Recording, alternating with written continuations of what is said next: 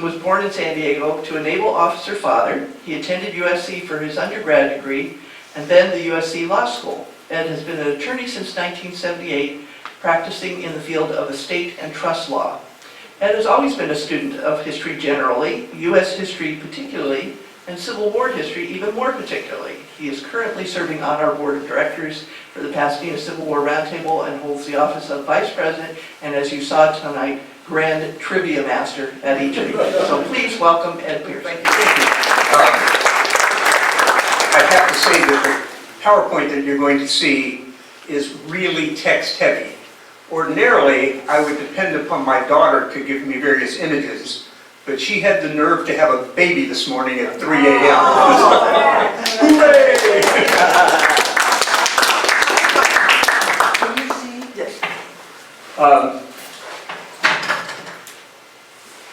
I'm going to read you a quote and then ask a question about it. They have always taught you that it is your patriotic duty to go to war and slaughter yourselves at their command. You have never had a voice in the war. The working class who made the sacrifices, who shed the blood, have never yet had a voice in declaring war. Who made this anti-war speech? McClellan? I'm going to tell you also, this is the indictment. This is the way the indictment read when he was indicted for basically sedition. He did then and there unlawfully, willfully, and feloniously make and convey certain false reports and false statements to promote the success of the enemy of the United States. The defendant was Eugene Debs, and the year was 1918 when he was prosecuted and convicted under the Espionage Act of 1917 and the Sedition Act of 1918, statutes which criminalize speech and other expression of opinion that cast the government or the war effort in a negative light or interfered with the sale of war bonds. Specifically, these acts made it a crime to utter disloyal, profane, scurrilous, or abusive language about the government, its flag, and its armed forces. Debs was the most famous prosecution. He was convicted and sentenced to 10 years, but served about 2.5 years, and his sentence was then commuted by President Warren Harding. The United States Supreme Court upheld the constitutionality of the Sedition Act in 1919 in the case of Abrams versus United States. There were 1,500 prosecutions under the Espionage and Sedition Acts. Reason I bring that up is that that is going to be a theme of what you're going to hear tonight, about the idea that people who opposed the war for some reason made statements about it and would be thrown into the military justice system, and whether that was justified, not justified, the continuing conflict or clashing of the differing points of view.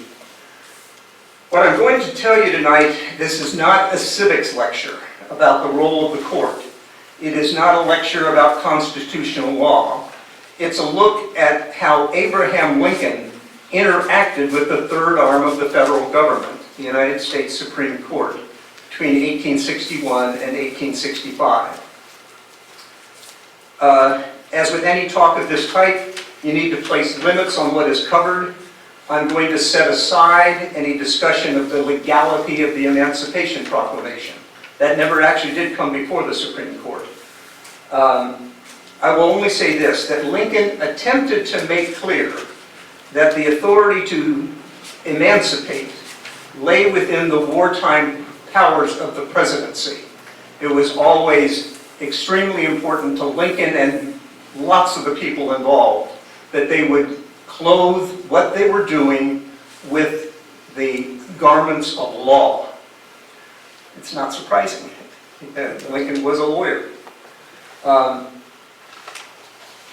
First, we're going to take a look. This is the way that the Supreme Court looked in March of 1861, just when Lincoln is coming into office. Back in the day, the court term was a 4-month term. They met in December through March of the following year. Nowadays, our Supreme Court meets from October through June, a 9-month term. Wasn't that the same as Congress? I don't know. And I think Congress did have an early meet, like December. I know that much. Or maybe it's late. At the time, 1861, the full complement of the court was 9 justices. In March, there were only 8 serving because one had died in 1960 and had not yet been replaced. The Chief Justice of the Supreme Court at the time was Roger Taney. He was 84 years old, and he was the author of the Dred Scott decision of 1857. So that means Dred Scott's only 4 years old at that point. The Dred Scott decision. I don't know how old Dred Scott is. And at the time, the way the federal court system was established, all of the Supreme Court justices had circuit court duties. The country was divided into 9 circuits, and each of the 9 justices would ride circuit in one or the other, in their assigned circuit. That's probably why the Supreme Court term itself was fairly short, because they needed to go out and be on the circuits. And that will come into play a little bit as we go through this. It is Congress that decides how many justices there are. There had initially been 6 in 1789. It creeped up to 10, as we will see tonight. Got back down to 9 in 1869, and has remained at 9 ever since. Much of the number of justices has to do with politics, and in fact that 10th Circuit, which allowed for the appointment of a 10th justice, was really something that was created in 1863, very largely with politics in mind. The fact that now we have circuit courts of appeal, that's our federal system now. We in California are part of the 9th Circuit. Cases that come before district courts in California and other western states can be appealed to that intermediate level Circuit Court of Appeal, so that the Supreme Court is much better able to determine what it will deign to hear. Let's see who those justices were in March of 1861. I've listed them here. I didn't write down their ages, but I can tell you that they were a bunch of old men. And, you know, you've heard expressions about 9 old men about the Supreme Court for a very long time.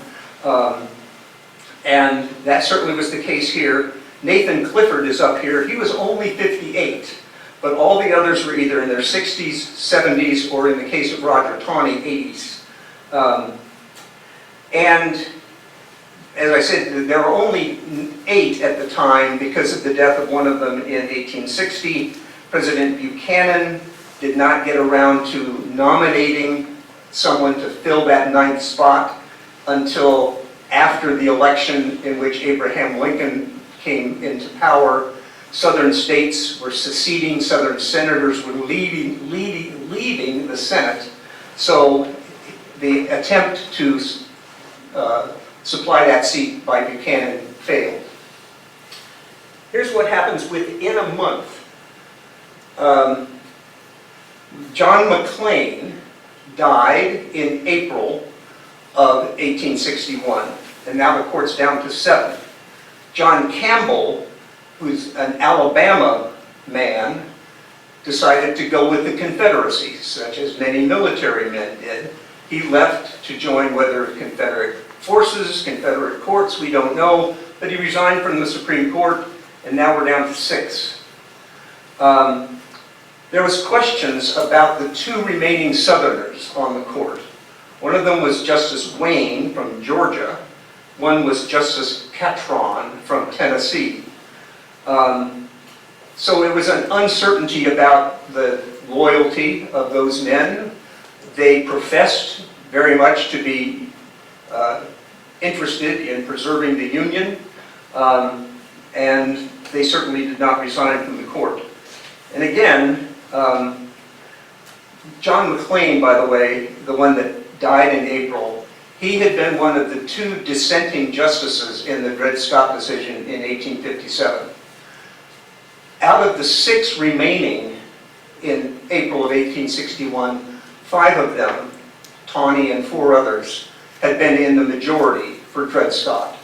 So things didn't bode well for Abraham Lincoln at that point in terms of what he might be able to expect from the justices. In his inaugural address, I'm going to quote part of what Lincoln had to say pertaining to the Supreme Court. "I do not forget the position assumed by some that constitutional questions are to be decided by the Supreme Court, nor do I deny that such decisions must be binding in any case upon the parties to a suit as to the object of that suit, while they are also entitled to very high respect and consideration in all parallel cases by all other departments of the government. And while it is obviously possible that such decision may be erroneous in any given case, still the evil effect following it, being limited to that particular case with the chance that it may be overruled and never become a precedent for other cases, can be better borne than could the evils of a different practice. At the same time, the candid citizen must confess that if the policy of the government on vital questions affecting the whole people is to be irrevocably fixed by decisions of the Supreme Court the instant they are made, in ordinary litigation between parties in personal actions, the people will have ceased to be their own rulers. Nor is there in this view any assault upon the court or its judges. It is a duty from which they may not shrink to decide cases properly brought before them, and it is no fault of theirs if others seek to turn their decisions to political purposes." Lincoln may not have named the Dred Scott decision, but he was rebuking the Dred Scott majority. What the president was doing, blaming Tawney for the political statements in his opinion, was giving ammunition to pro-slavery extremists.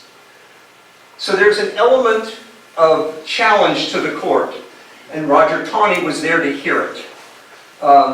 So there were tensions between the administration and at least part of the Supreme Court right from the get-go. Here's what Lincoln was faced with. It's likely, based on the makeup of the court at that time, that he could have a 3-3 split on any matters that were brought before the court. So Lincoln and his allies would hope that Tawney, age 84, and others on the wrong side of the case would be ill and couldn't participate in cases. There was an effort, or at least some strong-arming, to try to get some of the remaining 6 to retire, considering their age. There was the option of attempting to pack the court, as has been done in various times in United States history. And lastly, get those vacancies filled and quick. But at the same time, it's also important to realize that at this point, the administration had a few other matters before it, such as there was a war going on, and they couldn't be too much concerned about Supreme Court justices, especially since, as we just saw, the next court term would not begin until December of 1861. There was a time element as well. I've tried to create an outline of the conflict between Lincoln and Tawney. This is essentially the Lincoln position. We're in a civil war. I have to deal with traitors in the North where I can do something about them, and I need to do it harshly. Tawney's response, civil liberties still matter and are paramount. That's essentially the conflict that is arising. Tawney is from Maryland, and he's actually in charge of that circuit in which Maryland is located. So he's going to be the one that deals with cases that come to the court from a district court, a circuit court in Maryland. Maryland, of course, is a place where the secession element is very strong, and it's a prime location to play out some of these tensions between liberties, dissent, and trying to maintain a functioning government that can fight a war. In one respect, at least this is according to one of the authors that I read, Lincoln versus Tawney was a reflection or an echo of Lincoln versus Douglas back in 1858. For Douglas, local institutions must continue to rest on local law, for that law was the will of the people. For Lincoln, some laws or principles transcend local politics. You need a nationwide standard. I may be oversimplifying those arguments, but that's certainly one element of what was going on. We're going to talk about habeas corpus to some extent. Habeas corpus is essentially the doctrine by which someone who is imprisoned and may not be aware of the charges against him is allowed to seek a writ that requires him to be brought before a judicial tribunal. It's Latin, has something to do with corpus, the body. You bring the body, essentially. You, who is the sheriff or the military officer or whoever it may be, you bring that body before this court so we can deal with whether it's a legitimate arrest, a legitimate holding. When it comes to John Merriman, he was from Maryland. Again, that's Tawney's circuit.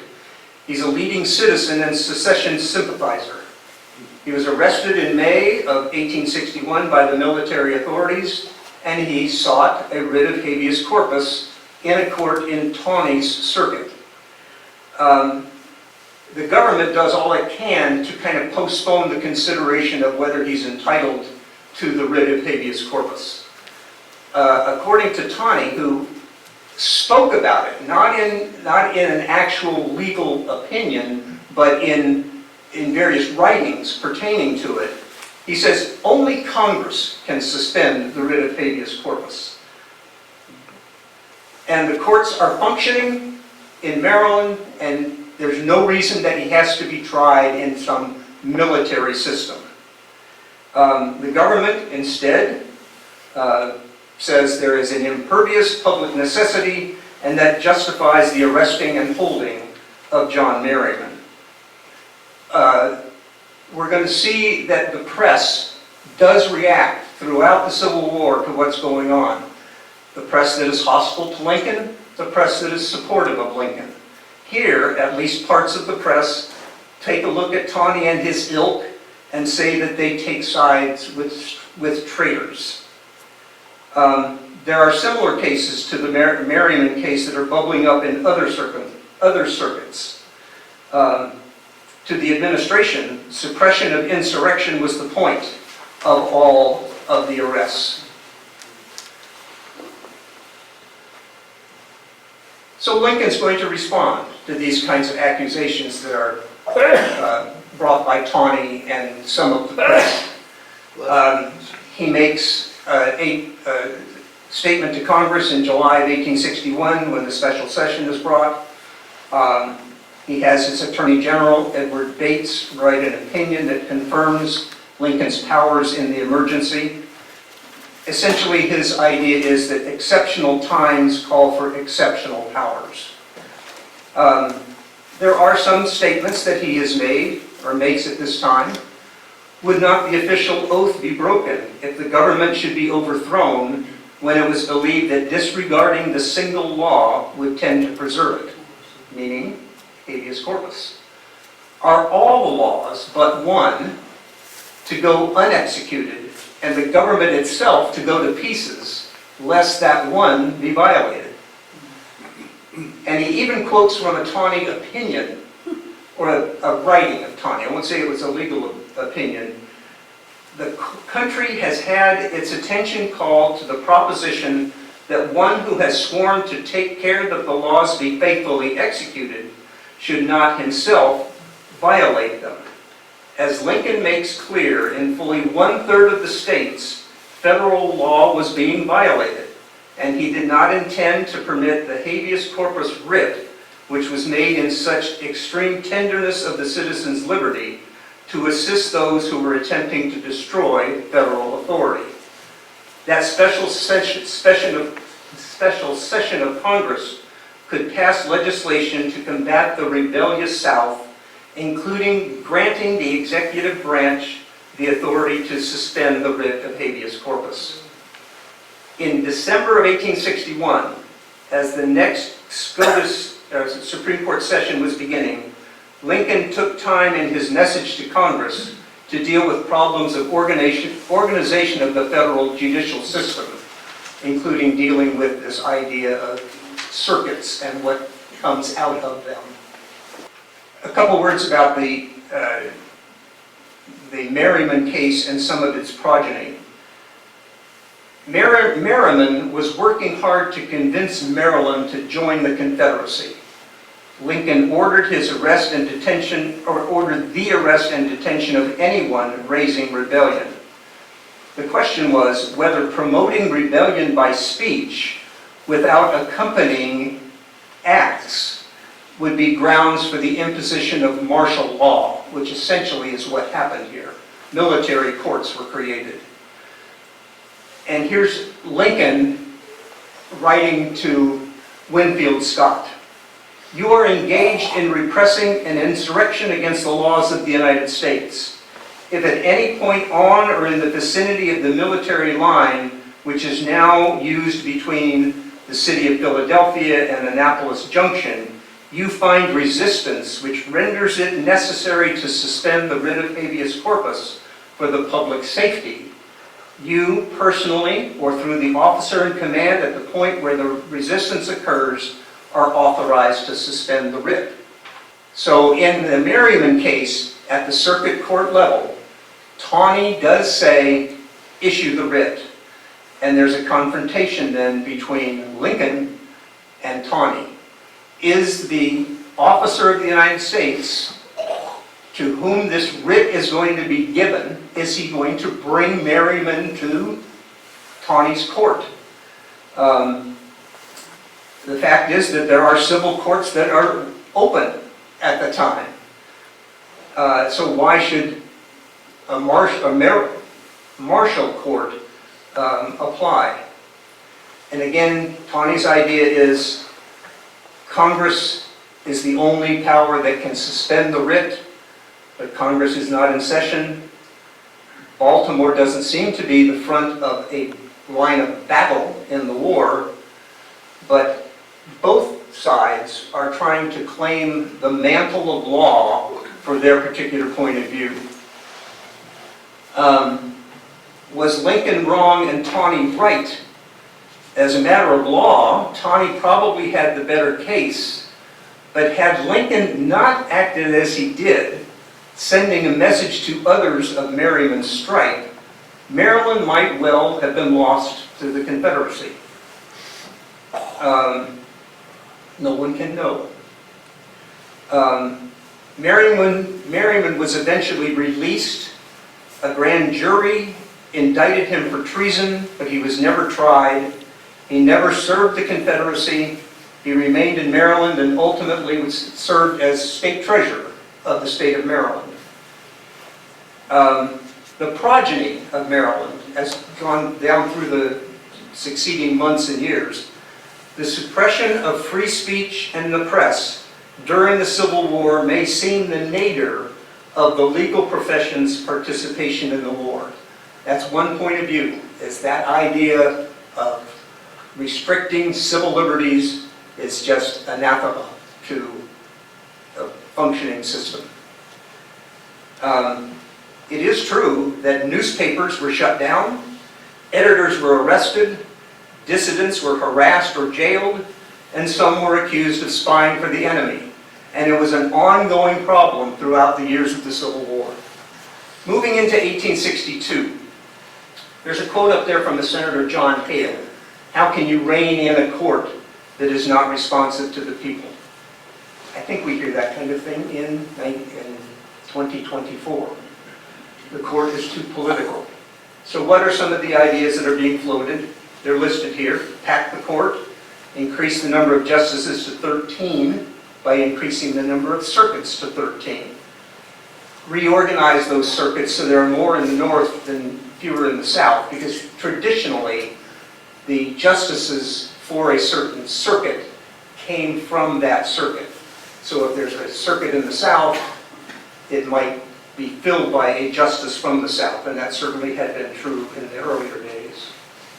In July of 1862, Congress passed a bill reorganizing the federal courts so that the circuits would be divided in a more friendly arrangement for the administration. And now we're going to get some new justices. Lincoln had some prerequisites for who he would nominate. Number one, they had to have sound views on political issues surrounding the prosecution of the war, which meant they would support the idea of arbitrary arrest and would support the idea that habeas corpus should not be granted. There will be political forces that will guide the selection, such as what state they're from, the kinds of things that happen all the time. Who are the voices that are supportive of certain individuals? Who are the voices opposed to certain individuals? And this idea of circuit court requirements. You have to get somebody from that circuit to fill that seat. He looks to different sources for potential justices. Maybe they serve in state legislatures. Maybe they are administrators for the government. Maybe they're in Congress. Whether or not they have judicial experience may matter. And here, these are the three that he comes up with. Noah Swain, who's from Ohio, joins the court in January 1862. Samuel Freeman Miller of Iowa joins in July of 1862. And David Davis of Illinois in December of 1862. Swain was a state legislator. He was a strong opponent of slavery, and he had strong recommendations from Ohio Republicans. Samuel Freeman Miller had been a doctor and then a lawyer. He had been born in Kentucky. There needed to be a justice from the circuit in which Iowa was located. He was not a judge. He had never held political office. David Davis was a longtime Lincoln associate. He beat out two others from Illinois, Orville Browning and Thomas Drummond. He was a judge of the Illinois Circuit Court, or had been.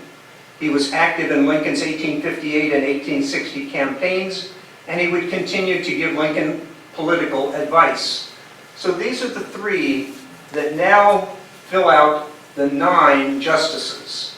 And there are 3 certain Lincoln votes on any particular matter. The question again comes, even at 9, we're kind of on the edge. Should we try and up the number of justices? Should we, in quotes, pack the court? The country's gotten much, much bigger. 9 circuits may not be adequate. Maybe we need 13, and therefore we'd have 13 justices. But also, we now have states clear out west, California and Oregon, and soon they're going to be joined by Nevada, and there needs to be a circuit in the west. And so there's the great opportunity to create a 10th circuit and add a 10th justice. There are some important political, non-political reasons, or less political reasons. California land title cases are inundating the court. It's a huge backlog of cases, And if they can be disposed of at the circuit level, it's going to free up more time for the Supreme Court. And for that matter, the Far West truly does need to have a circuit of its own. So legislation to add a 10th Circuit and a 10th Justice was signed into law in March of 1863.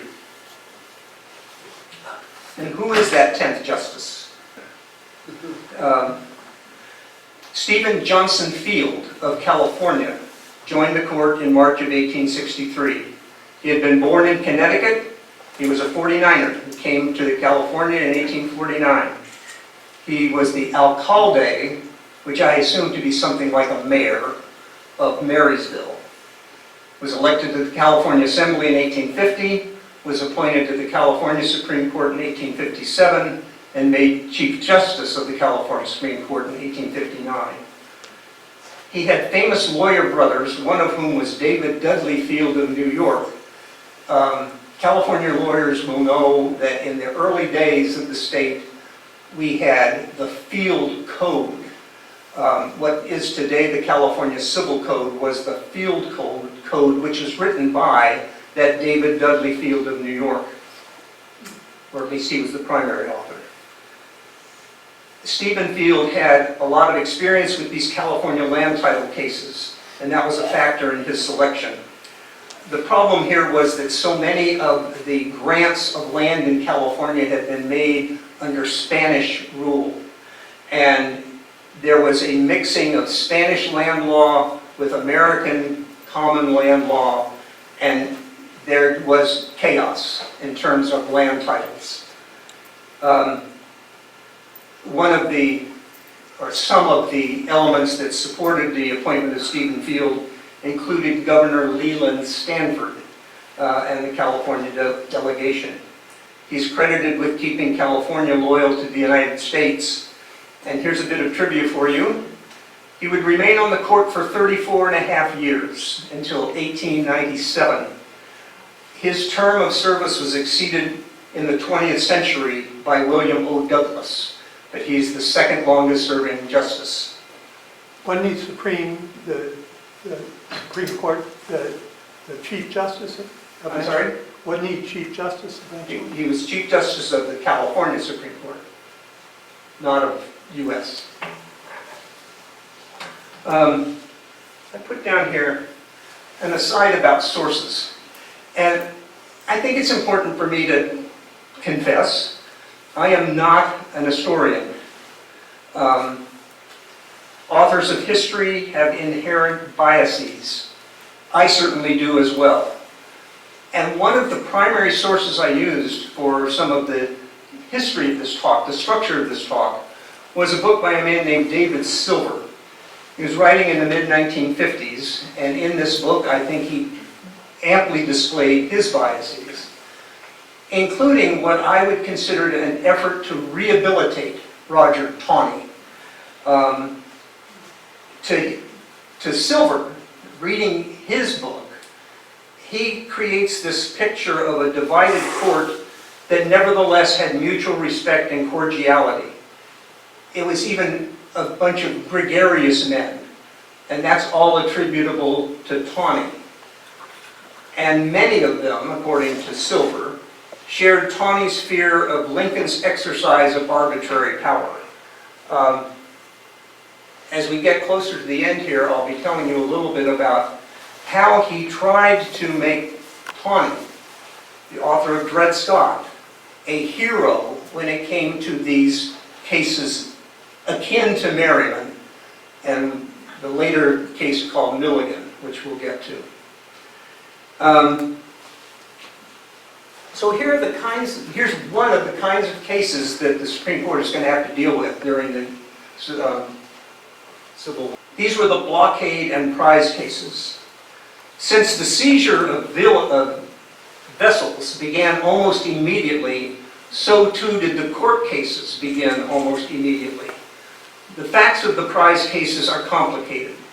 There's an effort to interdict shipping that was first described as a blockade and later classified as a closing of ports. Part of the reason for that is blockade has certain definitions under international law. It is the closing of the ports of an enemy belligerent, a combatant. So Lincoln is trying to paint the picture of this as an insurrection. These are rebels. They are still part of the United States. They are not a foreign power.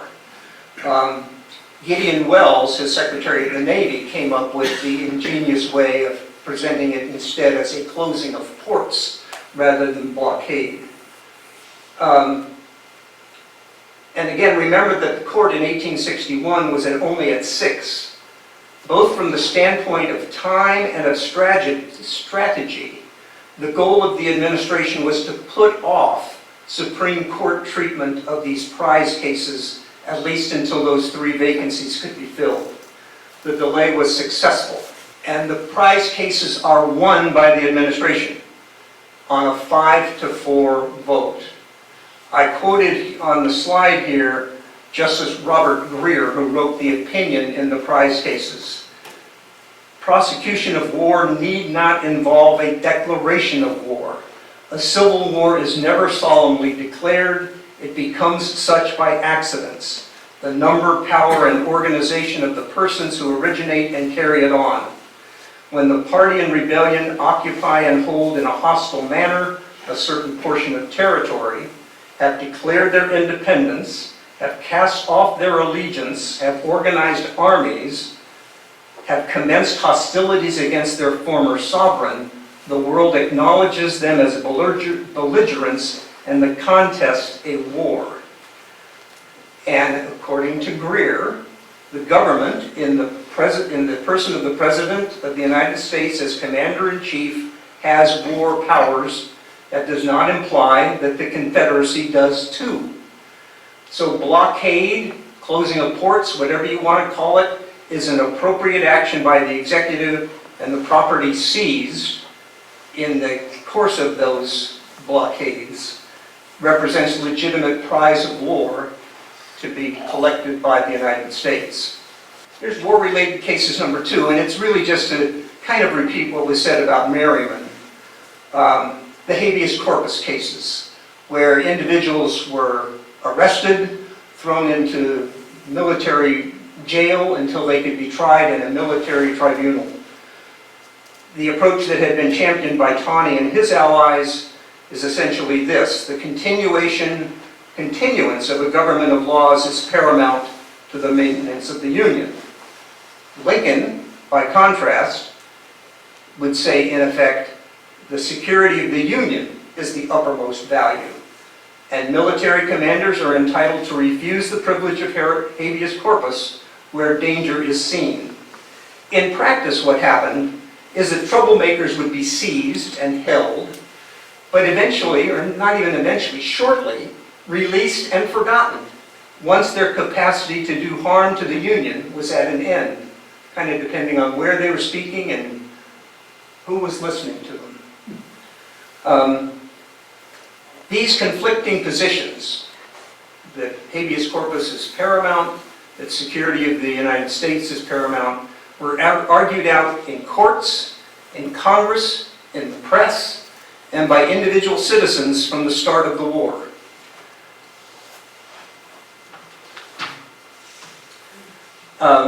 Congress did take some action to support what Lincoln was doing.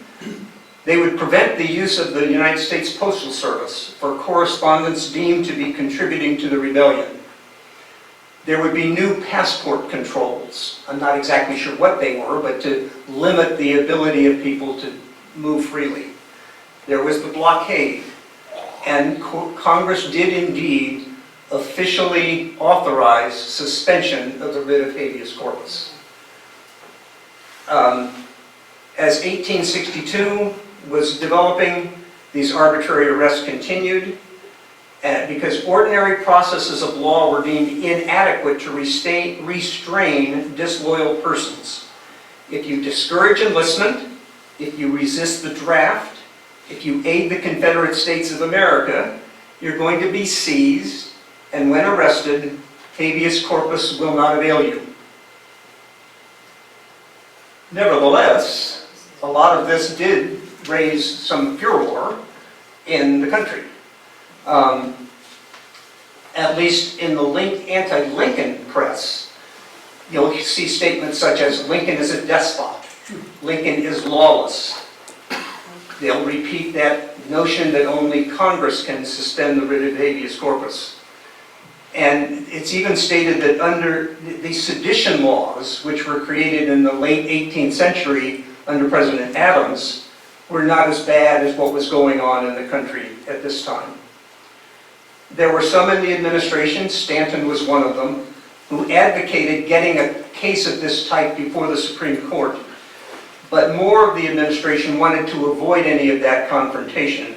The risks of an adverse ruling were just too great, especially, before they got the additional 3 justices.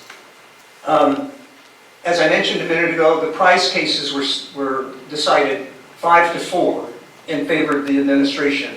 That gives you just a little tiny room for error, or 1 vote switching on some kind of a case.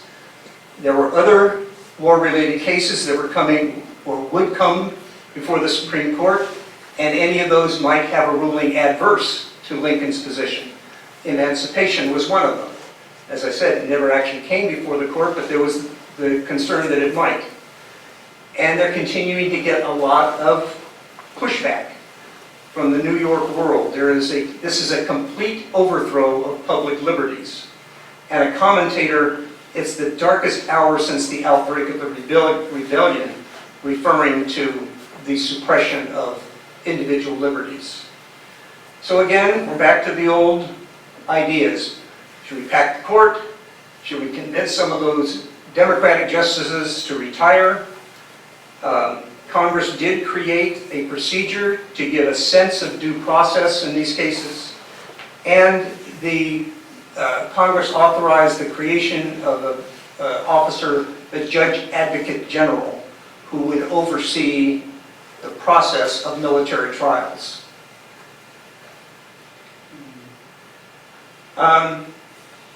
Lincoln puts out his defense, and one of them is a public letter, the one to Erastus Corning. I'll give you a quote from that in a little bit. He's challenged, why should we have arrests in northern states, in Ohio, in Indiana?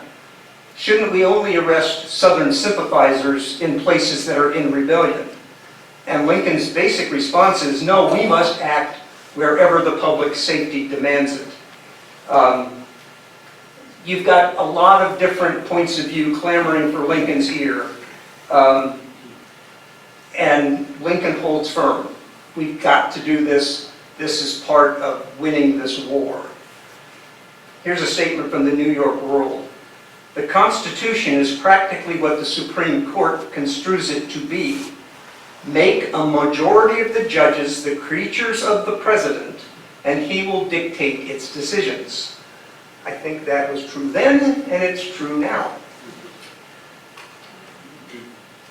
Here's a third war-related case, a legal tender case. This is a little bit beyond my ken as it's got economics all over it. But I think the Constitution, there was concern that creating paper money, greenbacks, would be violating the Constitution. The response of the administration, it's necessary. We've got to have money to fund this war. So in December of 1863, a ruling had been made in favor of the Legal Tender Act. And the Supreme Court decided not to review that ruling. So it's a favorable ruling at the circuit court to the administration, and what I put in here is that the Supreme Court, in effect, had its sidestep. We're going to avoid hearing the case. Again, we hear about that all the time today. It's a ruling on a very technical matter, whether there is standing or not standing, that kind of thing. And this is what was done here. In a very famous war-related case, Clement Vallandigham. Just as an aside, I spent a whole chapter, reading a whole chapter of a book in which his name was spelled Dingham, and another book where that N does not appear. I've chosen the one without an N. I think that's correct.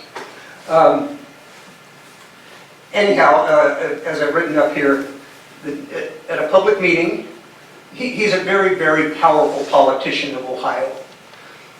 And he had declared that the present war was a wicked, cruel, and unnecessary war, one not waged for the preservation of the Union, but for the purpose of crushing out liberty and to erect a despotism. He was put into the military justice system, and he went to seek a writ of habeas corpus. The military court sentenced him to confinement in May 1863. Lincoln commuted that sentence to banishment from the Union. And a very famous letter that Lincoln published as a public letter was written to Erastus Corning. Must I shoot a simple-minded soldier boy who deserts, while I must not touch a hair of a wily agitator who induces him to desert? That's Clement Vallandigham. He gets to Canada. The question, would he return?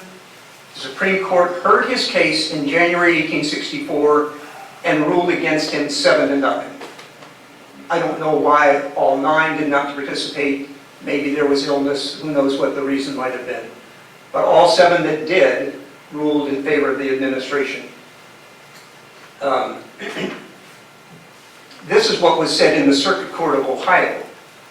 The court cannot shut its eyes to the grave fact that war exists, involving the most imminent public danger and threatening the subversion in the destruction of the Constitution itself. In my judgment, when the life of the Republic is in peril, he misstates his duty and obligation as a patriot who is not willing to concede to the Constitution such a capacity of adaptation to circumstances as may be necessary to meet a great emergency. And that certainly was the attitude of much of the country. And equally, much of the country felt this was a shocking attack on individual liberty. During all the Civil War, we talked about some war-related cases.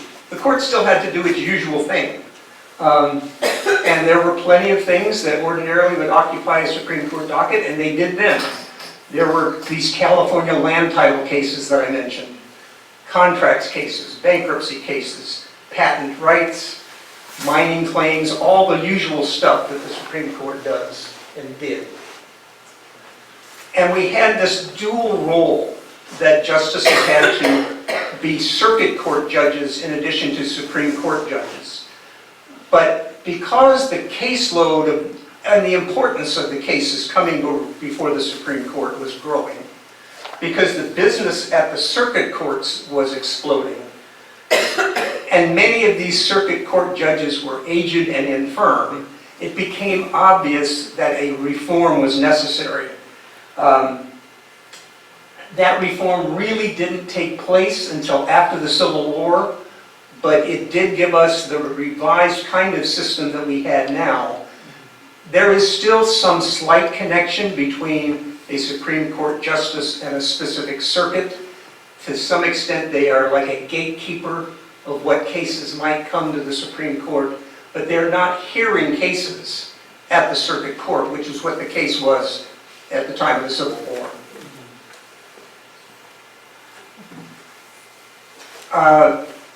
I just put up some things here about a California case, to give you kind of a flavor of what things were like. This is the case of the schooner J.M. Chapman, and the persons who were going to use letters of marque, which allowed them to seize Union assets. They were going to sail from San Francisco Harbor and basically be pirates, or whatever you want to call it. They were going to prey on the merchant shipping of the United States, and they were going to attempt to bring about an uprising in California.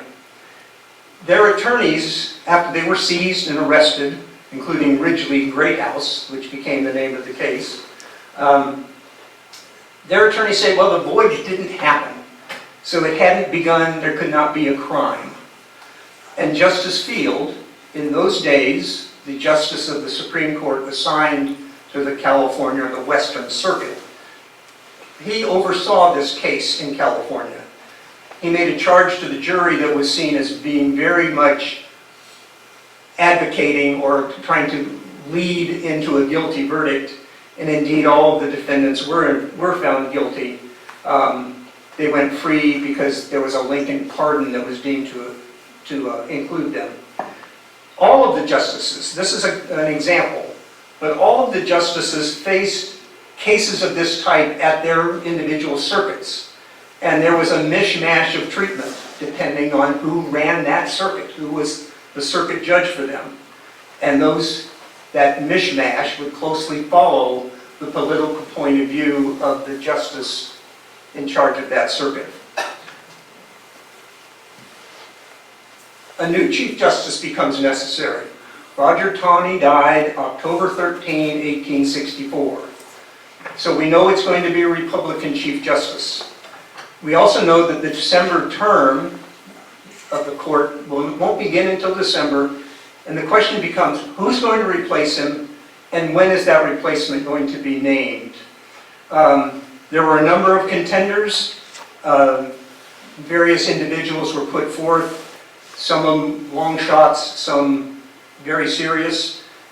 Many thought a Lincoln advisor, such as Stewart or Stanton or Bates, might become the next Chief Justice. And then the when, and it was decided essentially, let's wait until after the election. The election of 1864 occurs, and what does happen is that it's not Samuel, it's Solomon P. Chase. Sorry about that, folks. Chase had been long coveting the position. He had backers and he had opponents. Some of the associate justices supported him.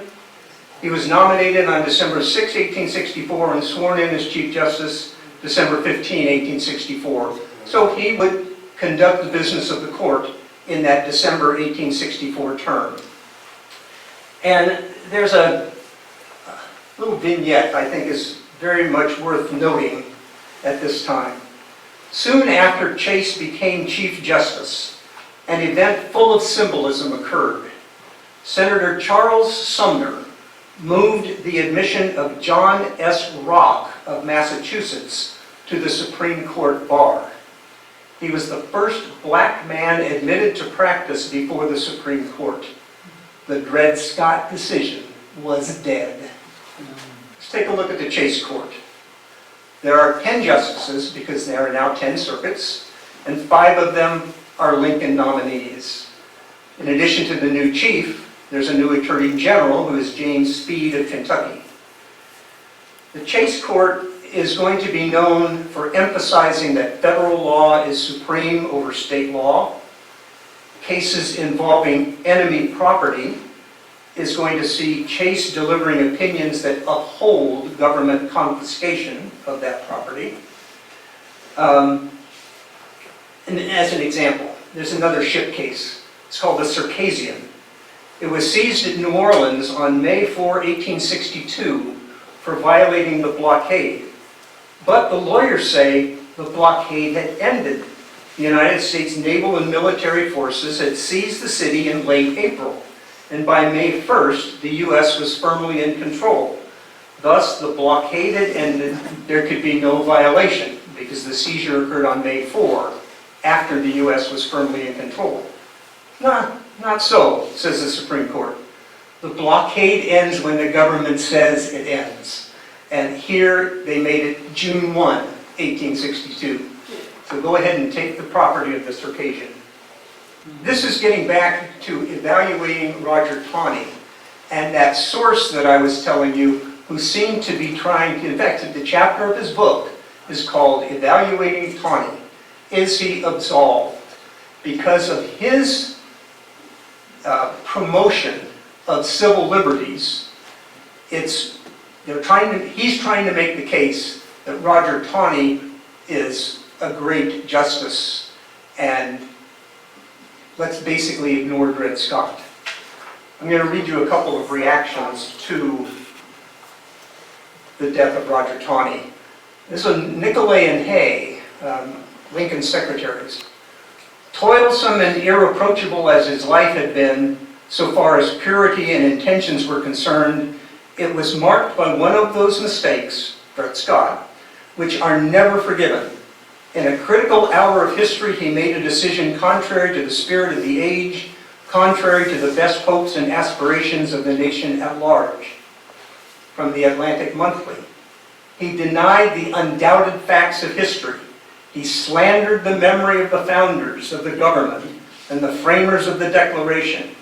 He was ready to cover the most glorious page of the history of his country with infamy. And there's another critic. Taney has earned the gratitude of his country by dying at last. Better late than never. Ironically, he was Francis Scott Key's brother-in-law. But Justice Field, long after the Civil War, remember he served until 1897, and as near the end of his term on the court, he wrote a book of reminiscences in which he basically tried to, I guess I will say, ignore the fact that there was division. It was all wonderful, everybody in total agreement that everything was hunky-dory. We're going to talk about one last habeas corpus case, and that's Ex parte Milligan, decided in March of 1866. The facts are up there on the screen. And I think it's very interesting, among the lawyers representing Milligan before the Supreme Court was James Garfield, future President of the United States. And yes, that's James Garfield. Counsel for the United States included Benjamin Butler. And yes, it's that Benjamin Butler. Milligan was himself a lawyer from southern Indiana, which is a hotbed of Confederate sympathy. He was a classic Copperhead, organizing groups that supported the Southern cause, such as the Order of American Knights. He participated in efforts to persuade draft-age men to refuse to serve in the Union Army. Moreover, military officials suspected him and fellow Copperheads of plotting to steal Union munitions and raid prisoner of war camps in Ohio, Indiana, and Illinois. Agents followed Milligan and traced his movements and meetings, and he would be arrested. I don't know exactly the date in 1864, but his case would languish. He would eventually be tried. He would be sentenced to be executed, with the execution to occur in May of 1865, after the end of the war. He was not executed. He applied for a writ of habeas corpus to escape the military justice system, and his case came before the Supreme Court in February and March of 1866. A little bit from Butler. Benjamin Butler is trying to advocate on behalf of the government. We do not desire to exalt the martial above the civil law, or to substitute the necessarily despotic rule of the one for the mild and healthy restraints of the other. Far otherwise, we demand only that when the law is silent, when justice is overthrown, when the life of the nation is threatened by foreign foes that league and wait and watch without, to unite with the domestic foes within, who had seized almost half of the territory and more than half the resources of the government at the beginning, when the capital is imperiled, when the traitor within plots to bring to its peaceful communities the braver rebels who fight without, when the judge is deposed, when the juries are dispersed, when the sheriff, the executive officer of the law, is powerless, when the bayonet is called in as the final arbiter, you get the point. When the citizen has to look to the same source for everything, then we ask that martial law may prevail, so that civil law may again live to the end that this may be a government of laws and not of men. Brilliant advocacy, but I think he's flat out wrong in most of the statements that he made. In any event, the decision in Milligan is 9-0 to free Milligan. The courts of the United States, or the state of Indiana, where Milligan is from, are active and running, and he is amply able to be handled in those civil courts. He does not have to be tried in the military justice system. A little bit of an aside. I don't know if we have fans of Law and Order in the audience. There's a case in one of the many shows of Law and Order where Jack McCoy, the assistant DA, goes down to Washington because somebody has gotten away with something and he wants to prevent it. And his DA, Adam Schiff, says to McCoy, he doesn't use the word Milligan, but that's exactly what he's talking about. The courts are in session. There is no need to go outside the courts. We can deal with these, in this case, murderers, without abusing civil liberties in a sense. I always think it's great when I can pull something from history and see it in modern fiction. The decision in Milligan was announced in April of 1866. Milligan was released a few days after.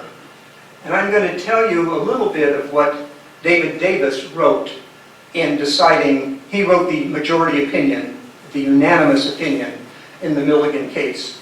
According to one author, this opinion represents a classic enunciation of American liberties, and it provided also a key to an understanding of the role played by the Supreme Court during the 4 years of Civil War. This is David Davis. During the late Wicked Rebellion, the temper of the times did not allow that calmness and deliberation and discussion so necessary to a correct conclusion of a purely judicial question. Then, considerations of safety were mingled with the exercise of power, and feelings and interests prevailed which are happily terminated. Now that the public safety is assured, this question, as well as all others, can be discussed and decided without passion, or the admixture of any element not required to form a legal judgment. This court has judicial knowledge that in Indiana, the federal authority was always unopposed, and its courts always open, and no usage of war could sanction a military trial there for any offense whatever of a citizen in civil life, in no wise connected with the military service. After the trial, he says, the circuit court met, peacefully transacted business, and adjourned. It needed no bayonets to protect it and required no military aid to execute its judgments. Milligan, not a resident of one of the rebellious states or a prisoner of war, but a citizen of Indiana for 20 years past, and never in the military or naval service, is, while he is at his home, arrested by the military power of the United States, imprisoned, and on certain criminal charges preferred against him, tried, convicted, and sentenced to be hanged. It is the birthright of every American citizen when charged with crime to be tried and punished according to law, and that includes habeas corpus. Were we to rule otherwise in this case, consider if the country were headed by an unprincipled man, wicked men, ambitious of power, with hatred of liberty and contempt of law, may fill the place once occupied by Washington and Lincoln. And if this right is conceded to create military tribunals to deal with troublesome dissidents, and the calamities of war again befall us, the dangers to human liberty are frightful to contemplate. So Indiana had not been invaded by Confederate forces. Civil courts remained open during the war, and Milligan, without the emergency of the Civil War, was entitled to be tried and treated in the civil courts of the United States. That's all I've got for tonight. And go Ducks!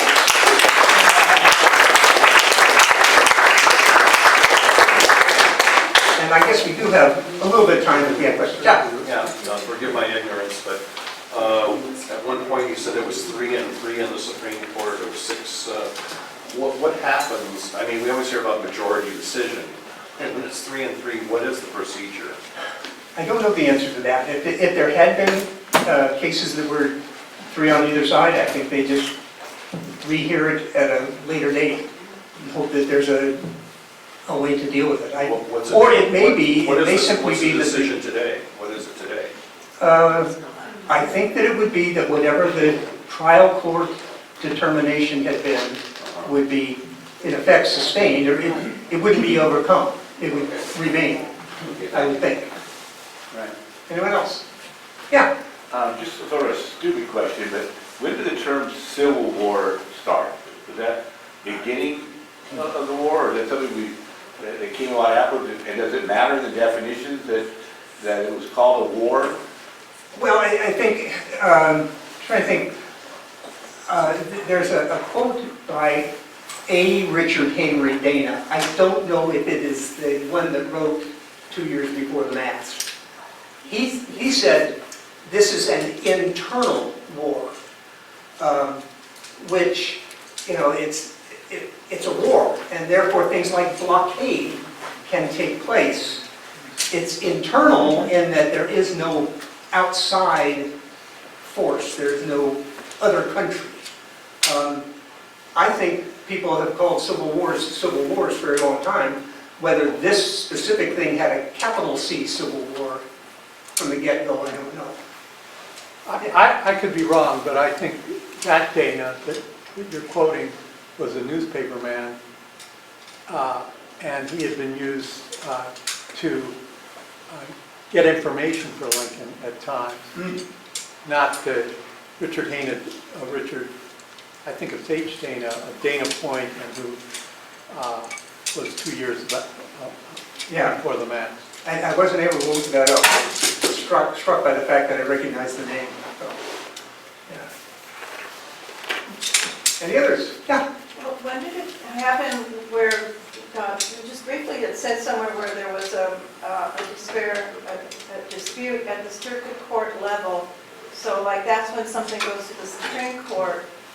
When did that, one district held one view and the opposing, when did that happen? Well, I don't think that ever happened in the cases. In the case where there's a dispute, that was between the circuit court judge who was in charge of that circuit and the U.S. District Court judge. They ruled differently about whether an individual was entitled to habeas corpus. Oh. And that was enough to spring it into the court can take that case, and the Supreme Court can take that case and rule upon it. I think, at least as I understood the system that was in place then, if all of the circuit people were seeing things the same way, that was not something that the Supreme Court would really choose to act upon. The Supreme Court has had and still has the ability to determine what cases it's going to take and which ones it's not. And when there is a dispute between circuits, that's the sort of thing they want to resolve, and so they will take a case where there are differences between circuits. In that case, they didn't have to do anything unless there was a dispute at the circuit level, not between circuits, but within that circuit. I think that's the way that particular case was handled. All right, you all. Thank you for coming today.